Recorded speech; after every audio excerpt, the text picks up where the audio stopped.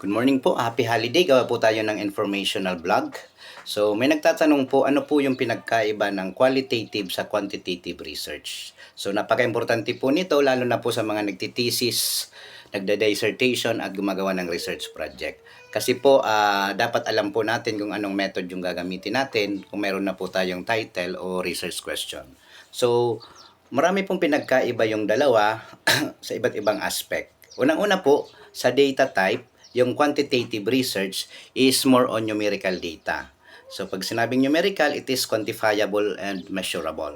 Sa qualitative research naman po, mga non-numerical data. So ibig sabihin, walang numbers. Kung mayroon man kukunti, especially doon lang sa respondent's profile, more on textual siya, visual or narrative.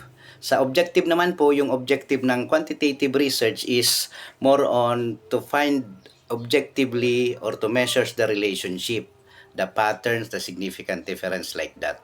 Sa qualitative po, yung purpose niya po or yung objective niya po is to subjectively explore the meanings,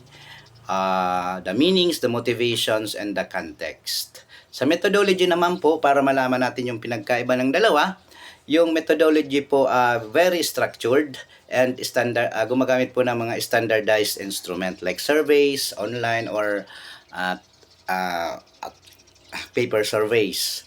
Sa qualitative naman po yung ginagamit na methodology or data collection method ay yung mga unstructured and flexible methods like interviews, FGD, observational, like that. So, halos wala pong instrument na ginagamit. Sa sample size naman po, sino po yung mas malaki? Sa quantitative po, mas larger po yung sample size niya. Actually po, gumagamit pa siya ng formula to compute the number of respondents or participants. Sa qualitative naman po, very small size lang siya para magkaroon po siya ng in-depth exploration of the subject or the participants.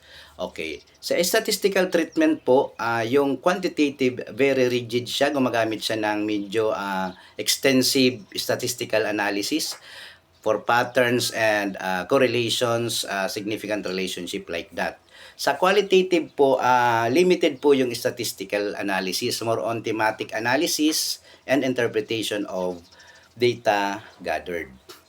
Okay, sa ano naman po sa purpose, yung purpose ng quantitative research is to test hypothesis, make predictions, establishing causations. Sa qualitative po, you will need, kailangan mo lang pong i-explore yung complex phenomena to understand also the context and meaning. Okay. So, hindi po masyado. Kaya sa qualitative research po, wala pong hypothesis. Sa quantitative po meron. So, yan po. Kung gusto niyo po yung mga ganitong informational vlogs, paki-like naman po, follow and share po para po sa ibang content regarding this kind of topic.